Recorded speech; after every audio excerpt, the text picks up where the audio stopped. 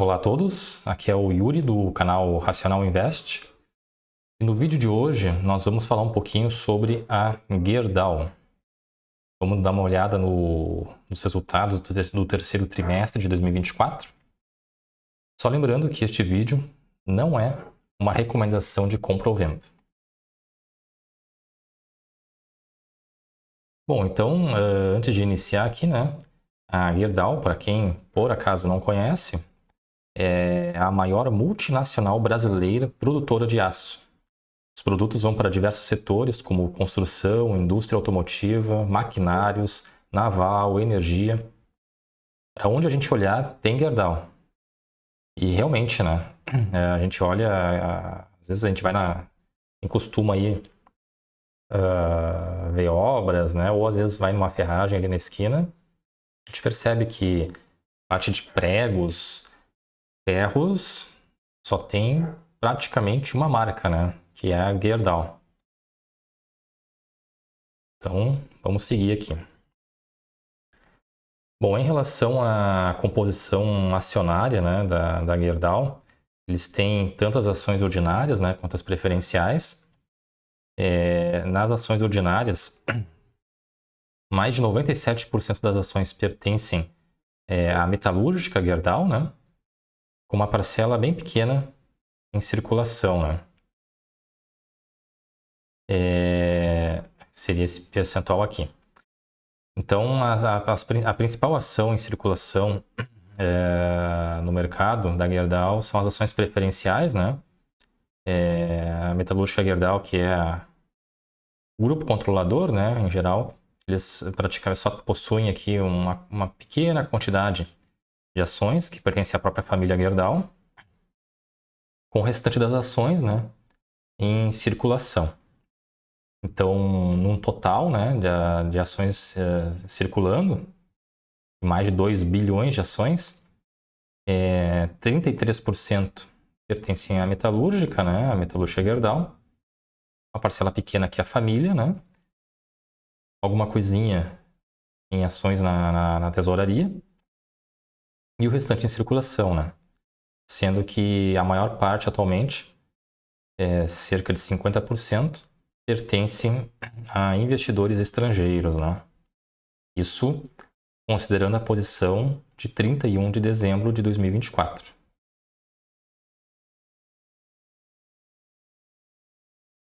Bom, então aqui em relação à estrutura organizacional da Gerdau, a gente vê aqui então a metalúrgica Gerdau, uma principal acionária da Gerdau SA.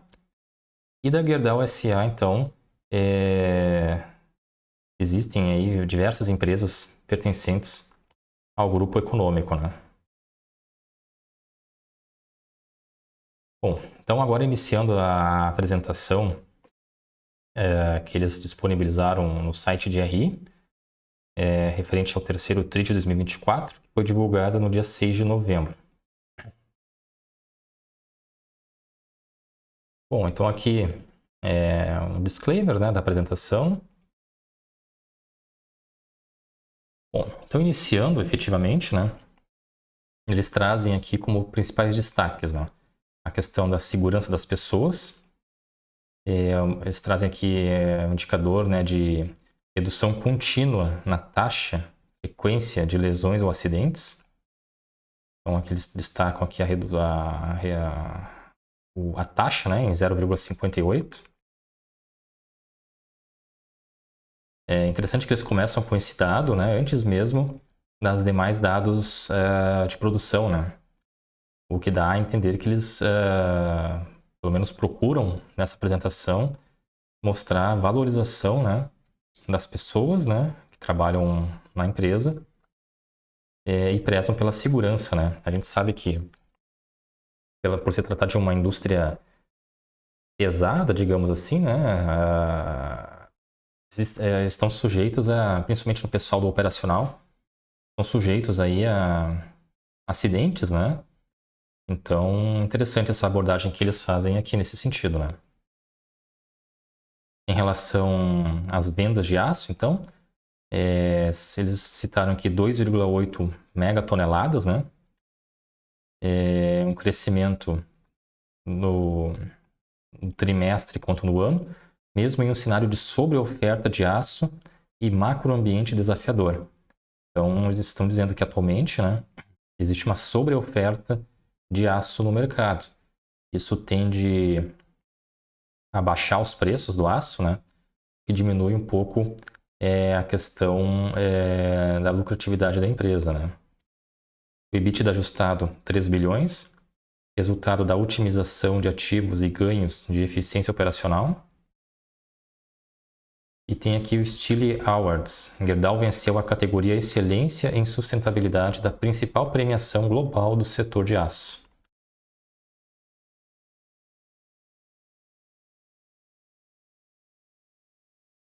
Importação de aço e a baixa efetividade do atual mecanismo de defesa comercial, cota-tarifa. Então, eles trazem aqui um indicador de composição do consumo aparente de aço. Ao longo dos anos aqui, né, a gente observa o crescimento, né? Parte em azul aqui as vendas internas, aqui a importação. Então, em setembro de 2024, a taxa de penetração alcançou 20%. Nos 9 primeiros meses de 2024, a média mensal de importação foi de aproximadamente 400 quilotoneladas, que dá mais ou menos 70% acima da média histórica. Um crescimento do consumo aparente de 8%. Crescimento de importação de mais de 13% e um crescimento de vendas internas de 7%. Isso sempre na comparação ano a ano, né? Importação de produtos de aço do sistema cota-tarifa. Então eles trazem aqui mais algumas informações, né? Em relação à importação, em amarelo, né? Eles trazem um destaque aqui, né? O mesmo volume de 2023 já foi importado durante os 9 primeiros meses de 2024, né? Interessante isso aqui. Então aqui tem a segmentação por tipo de aço, né? O aço plano e os aços longos, né? Em quilotonelada. E a partir de junho de 2024 começou o início teve o início, né, da vigência sistema cota-tarifa.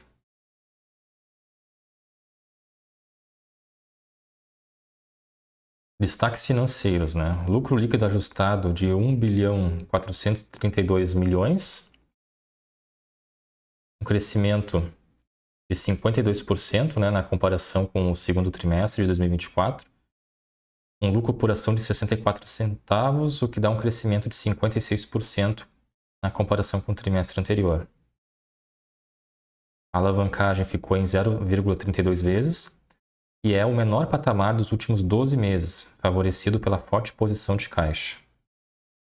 Capex ficou em 3,8 bilhões, sendo que nos 9 primeiros meses de 2024, 63% do Capex total previsto para o ano já investido.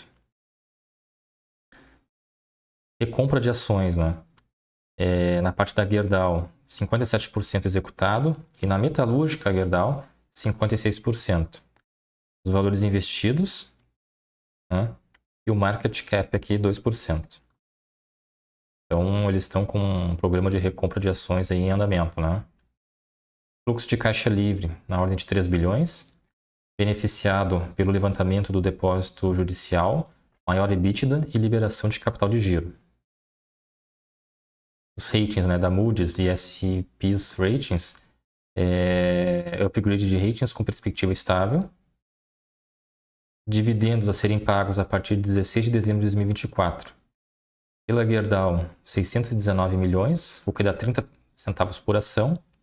E na metalúrgica Gerdau, 131 milhões, né, o que dá 13 centavos por ação.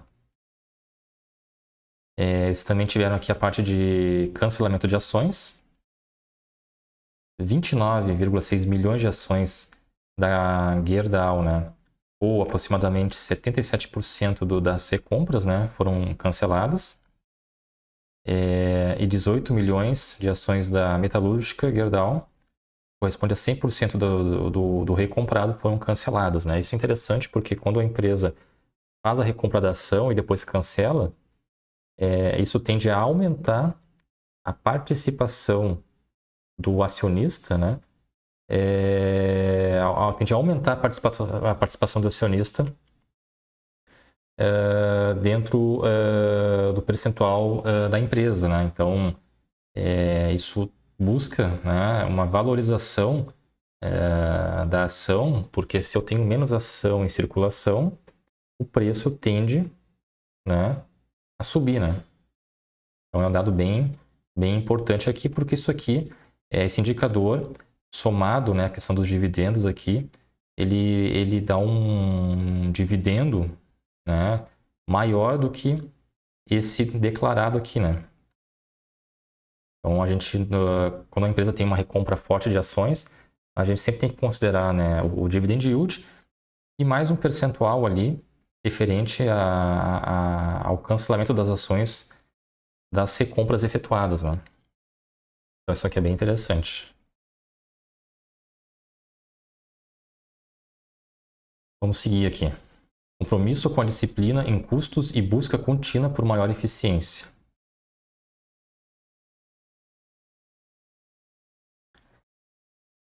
Então tem as unidades de negócio no Brasil, né? Aproximadamente 1 bilhão por ano.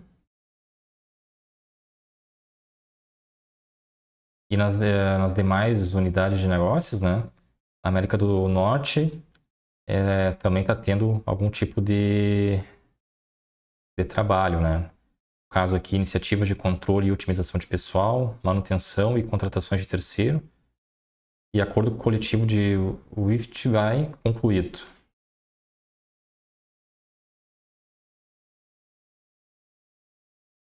No que tange aqui o Brasil, né? Hibernação de unidades, migração de volume para demais unidades, projetos para melhoria de eficiência, otimização de custos de manutenção em materiais específicos, maior alavancagem operacional nas unidades produtivas. Então, eles trazem como destaque aqui, né, otimização e maior utilização dos nossos ativos, promovendo melhor desempenho e rentabilidade.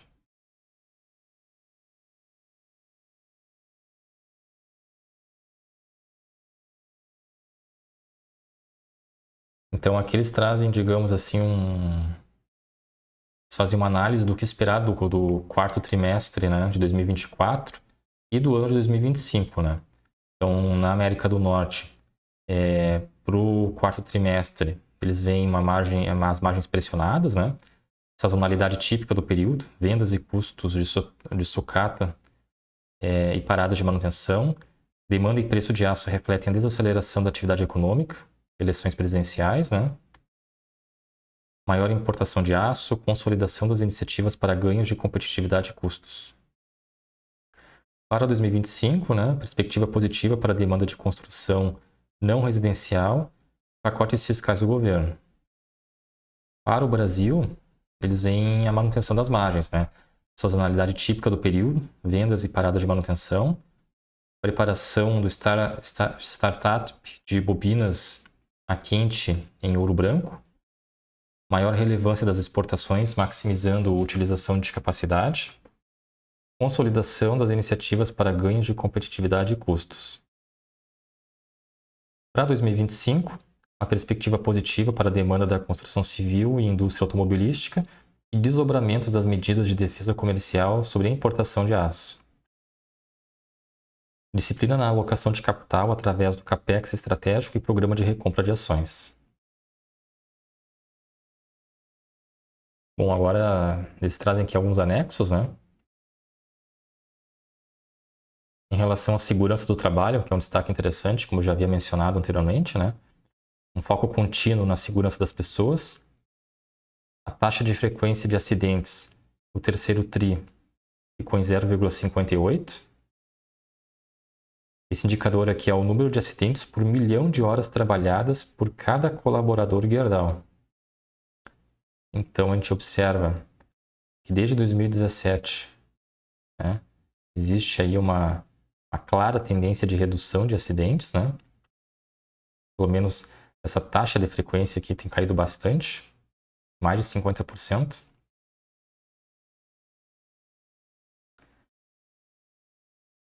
Em relação, eles fazem aqui trazem uma overview trimestral, né?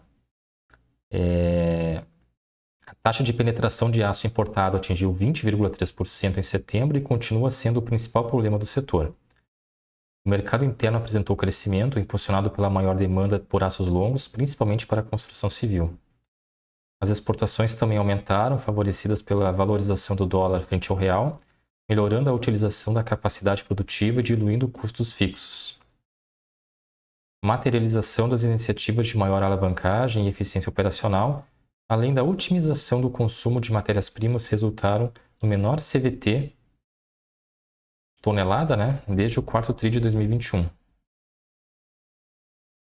Então aqui eles trazem nível de utilização, laminado 70% e aço 83%. Volume de vendas aumentou aqui 8,9%. A receita líquida aumentou 9,7%. E o EBITDA deu um salto aqui de mais de 100%, né? Eles trazem mais um complemento aqui, dizendo que o estoque de imóveis na cidade de São Paulo está em aproximadamente 7 meses. Aliás, caiu, né? 7 meses. Lançamento de imóveis aumentou 24,5%. Indústria da transformação aumentou 3,1%. E o investimento em infraestrutura, aí, levando em consideração o investimento público quanto privado, cresceu 11%.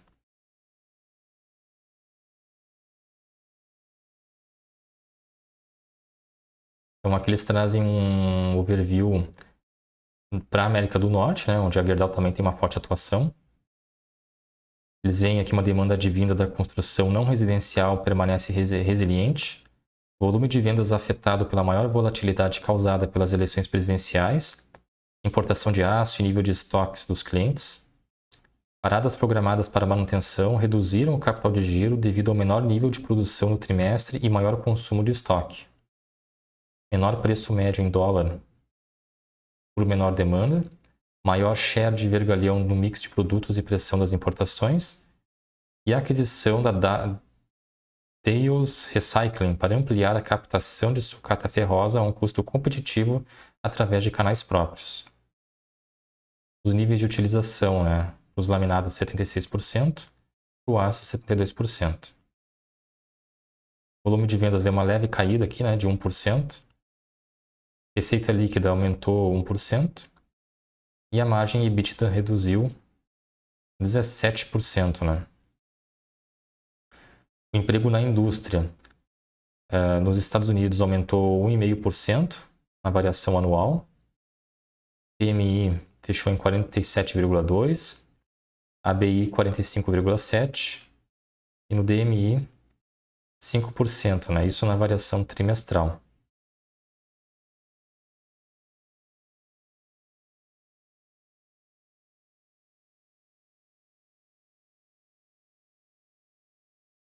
Bom, aí aqui na parte de aços especiais, né? Pegando tanto os Estados Unidos quanto o Brasil. No Brasil, né, maior volume de vendas, impulsionado pelo crescimento da produção de caminhões e veículos leves, registrando o melhor trimestre em 5 anos. Menores custos de vendas, refletindo iniciativas de melhoria de desempenho. Nos Estados Unidos, volume de vendas impactado pela menor demanda do setor automotivo, devido ao menor poder de compra e juros mais altos. Aumento nos custos de vendas em função das paradas de manutenção e menor diluição dos custos fixos. Os níveis de utilização, né, laminado 61% e aço 72%. O volume de vendas aqui aumentou 1%, receita líquida 2%, margem EBITDA deu uma leve reduzida, né? Aqui alguns dados que eles trazem para o Brasil e para os Estados Unidos, né? Produção de veículos leves aumentou 17,5%. Produção de veículos pesados aumentou 47%. Comparação anual, né? Nos Estados Unidos, a produção de veículos leves diminuiu 5%. E a produção de veículos classe 8, que deve ser veículos pesados também, aumentou 2,5% na comparação anual. Na América do Sul, para a Argentina, medidas econômicas com efeito mais demorado na recuperação dos setores de atividade industrial e da construção civil. Para o Peru, resultado impulsionado pelo progresso na execução de obras públicas no país. E no Uruguai, demanda estável por conta de obras públicas e privadas, preços pressionados pelo maior nível de importação de aço. Nível de utilização dos laminados 66% e do aço 52%. Volume de vendas aumentou 5,6%, receita líquida 3%, e o EBITDA aumentou 1,3%. Na Argentina, eles trazem em destaque um consumo aparente de aços longos de 251 quilotoneladas, um aumento de quase 50% na comparação trimestral. No Peru, o índice de confiança empresarial ficou em 51,6, um aumento de 4 pontos. E no Uruguai, o consumo aparente de aços longos ficou em 31 quilotons, né? Um aumento de 6,9%. Alguns destaques do período. Foco na competitividade através da otimização de ativos no Brasil. Então, eles trazem aqui, né, o EBITDA ajustado e a margem EBITDA ajustada.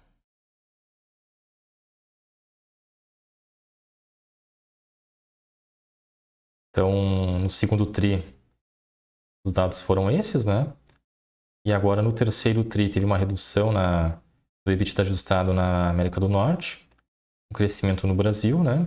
Então, com os devidos ajustes, o EBITDA fechou em 3 bilhões e 16 milhões, né? Um crescimento aí de 14,9%. E a receita líquida também teve uma performance positiva, né, na comparação trimestral, ficando aí em 17 bilhões, né? Um crescimento de 4,6%.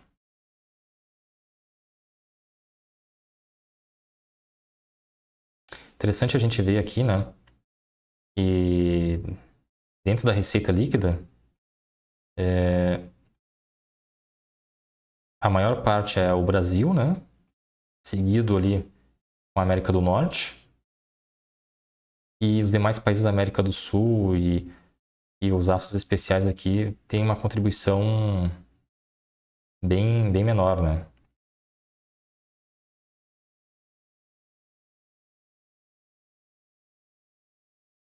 Fluxo de caixa e variação líquida de caixa. Então, o fluxo de caixa livre ficou em 2,9 bilhões e a variação líquida de caixa fechou em 8,8 bilhões, né?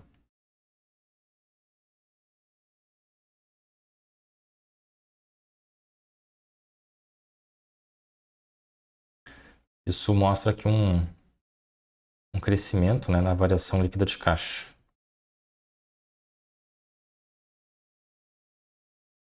Bom, aqui na parte de liquidez e endividamento, eles trazem aqui nesse primeiro gráfico caixa, dívida e alavancagem, né? Então a dívida líquida tem diminuído um pouco, né? 53 para 32. Inclusive é o menor patamar desde o terceiro trimestre de 2023, né? A dívida bruta se manteve estável, mas na comparação anual aumentou um pouquinho. O valor em caixa aumentou, né, de 6 para 8,8 bilhões. E a dívida líquida caiu de 5,5 para 3,7, né?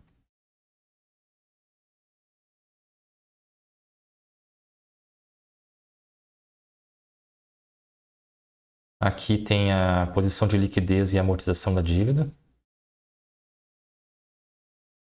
Então tem aqui as datas de vencimento das dívidas, né? E os respectivos valores. maior parte é de 2030 em diante, né?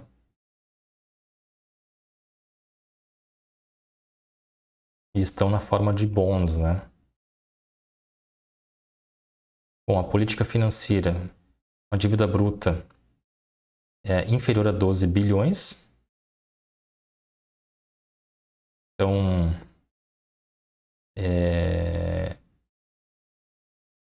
como é a política financeira, me parece que eles querem ficar realmente ter uma dívida bruta inferior a 12 bilhões, né? E a dívida bruta atualmente está em 12,5, então está bem próximo daquilo que eles almejam, né? Prazo médio tem que ser maior do que 6 anos. Aqui acho que não traz, né, o prazo médio, mas como a maior parte da dívida para 2030 em diante, e agora a gente está aqui em 2025 já, né? Dá para, fazendo um cálculo aqui, que está relativamente próximo dos 6, né? Aqui, inclusive, eles trazem informação de que o prazo médio atual está em 7,2 anos. A dívida líquida sobre o EBITDA tem que ser menor do que uma vez e meia, né?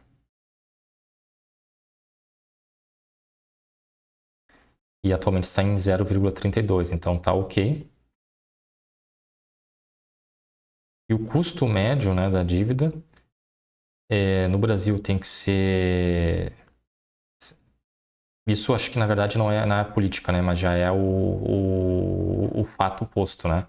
O custo médio da dívida no Brasil está em 106,7% do CDI ao ano, enquanto que nos Estados Unidos está em 5,5% ao ano, né?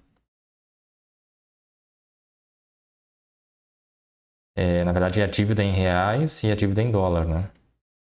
Como a Gerdau é uma multinacional e ela opera nos Estados Unidos, ela tem a dívida tanto aqui no Brasil, né, quanto nos Estados Unidos, né? E aqui eles trazem os ratings, né, de algumas agências. A Fitch Ratings classifica como BBB estável, Standard Poor's BBB estável e a Moody's Baa2 estável também. Retorno ao acionista. Distribuição de dividendos acima do mínimo obrigatório. Interessante, né? Então, a Gerdau costuma pagar ótimos payouts, né? Em 2022, principalmente, pagou distribuiu 69% do lucro líquido, né? E agora aqui em 2024 está em 54,8%, né, por cento de payout. Os valores deram um salto aqui para 2022, depois era uma reduzida, né? Aqui o payout aumentou, mas aqui como o lucro deve ter diminuiu bastante, né? Houve uma redução significativa, né, dos dividendos, né? Aqui eles trazem novamente a questão do programa de recompra de ações, tanto da metalúrgica Gerdau quanto da Gerdau em si, né? Então, na Gerdau, eles ainda têm 43% de ações a recomprar e na metalúrgica ainda 44%, né? Isso aqui são os valores já investidos no programa de recompra, né? E dá aí quase de 1 bilhão já investido, né? A distribuição de dividendos no terceiro TRI de 2024 da Gerdau ficou em 619 milhões, né? Já foi dito antes, 30 centavos por ação. E na metalúrgica Gerdau, um valor bem inferior, né? Dá 13 centavos por ação.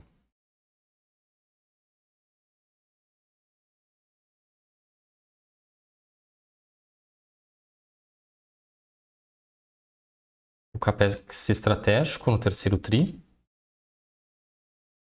é de aproximadamente 705 milhões, né?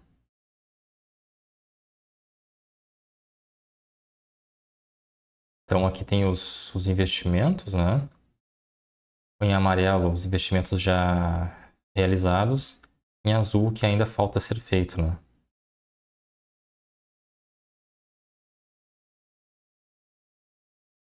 Então aqui eles estão com um pouquinho menos de 50% do valor investido, tendo ainda a outra metade para investir, né?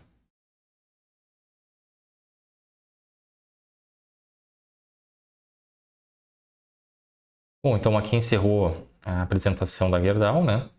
E agora partindo para a análise das cotações recentes, né? No gráfico de um ano, a gente percebe que as ações da Gerdau andaram de lado, né? Vocês considerem esse pico aqui que deve ser algum bug do gráfico, tá? Então, nos últimos 12 meses, né? As ações caíram em torno de 2%, né? De 1.000 passou para 980. Claro, considerando o reinvestimento em dividendos, né? Então é uma ação que realmente andou de lado, né? Subiu um pouquinho aqui com algumas oscilações e depois caiu, né? Forte em dezembro.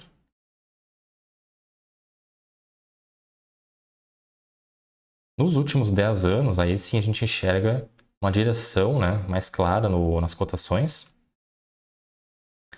saindo da casa dos R$ 5 para casa dos R$ 20, né? Então aqui até traz embaixo a informação, né, de que quem aplicou R$ 1.000 lá em 2015, hoje teria algo em torno de 3.500, né? Uma valorização aí de 250% na cotação, né? Interessante ver essa subida aqui, né? Aqui foi a queda do início da pandemia e logo em seguida houve uma recuperação, né? Então, quem comprou nesse período aqui viu o patrimônio multiplicar por 3, né? Realmente foi um crescimento bem grande aqui, né? Quanto aos dividendos, né, pessoal? A Gerdau vem pagando dividendos bem baixos, né, de 2015 a 2020. Porém, de 2021 para cá, ela deu um salto, né? 9 a 12%. Em 2023 já deu uma recaída, né? Em 2024 caiu um pouquinho mais ainda. Porém, a gente viu ali na apresentação anterior, né, nos slides anteriores, que a Gerdau tem feito programas de recompra de ações, né? Então, isso, se for transformar em yield, teria que fazer os cálculos também aqui, né? Mas considera um valor importante aqui, né? Na valorização da ação como retorno ao acionista, né?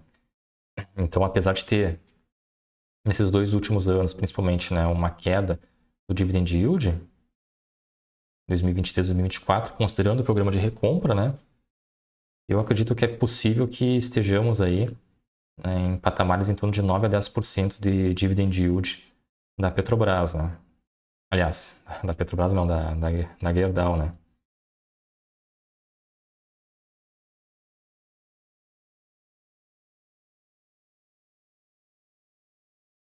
Bom, aqui eu trouxe os últimos pagamentos, né, realizados pela Gerdau e a gente vê que em 2024 ela fez 5 pagamentos, né? Todos eles na forma de dividendos. É interessante, né? E ainda teve alguma coisinha aqui em bonificação, né? Então, a Gerdau é uma empresa que costuma pagar os proventos na forma de dividendos, né? Ou seja, valores líquidos sem retenção do imposto de renda, né?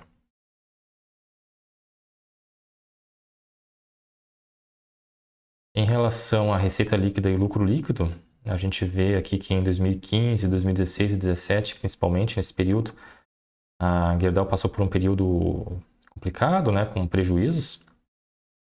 Depois teve já houve uma recuperação, né, com lucro. E nos últimos anos tem tido uma queda aqui, né? Um lucro bem forte em 2021.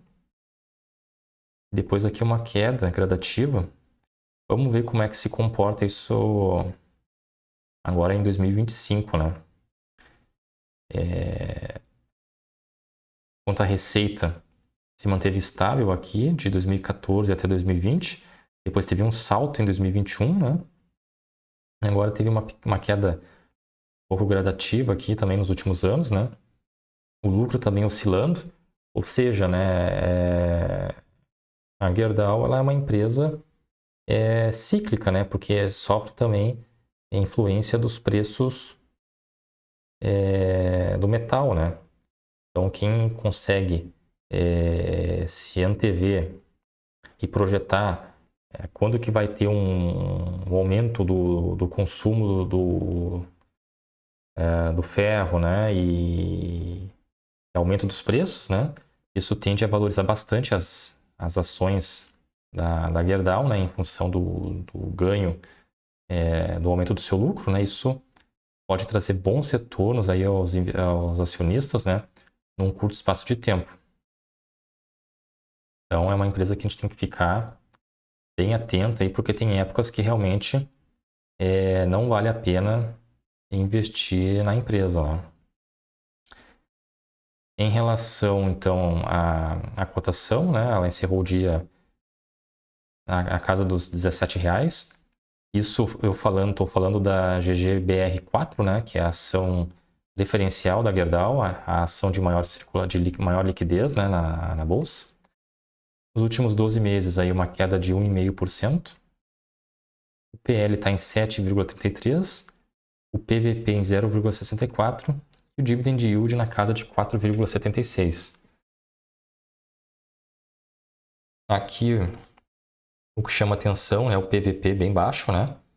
Ou seja, essa cotação de R$17 representa 64% do valor patrimonial da empresa, né? Então, ela está sendo negociada a um preço inferior, né, ao seu valor patrimonial, o que é interessante, né? O PL está acima de 6, né? Eu prefiro PLs abaixo de 6, mas esse PVP aqui é interessante, né? Considerando aí a empresa tem perspectivas de, apesar de estar havendo uma queda, mas estar havendo lucro, né, nessas operações, pelo menos por enquanto, é interessante ir monitorando aqui porque as ações estão descontadas, né? É uma ação que está barata, né? Em algum momento ali na frente, quando o mercado onde a Gerdau atua, né, se reaquecer, vai aumentar a demanda